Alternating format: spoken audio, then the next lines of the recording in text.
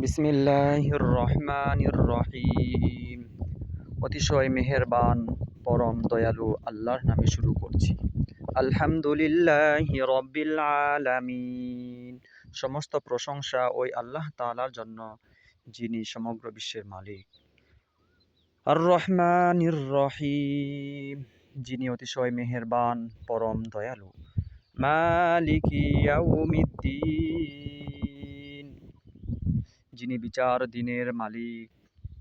ইয়াকা না'বুদু ওয়া ইয়াকা নাস্তাঈন, আমরা তোমারই ইবাদত করি এবং তোমারই কাছে সাহায্য প্রার্থনা করি। ইহদিনাস সিরাতাল মুস্তাকিম, আপনি আমাদেরকে সহজ সরল পথে পথ প্রদর্শন করুন।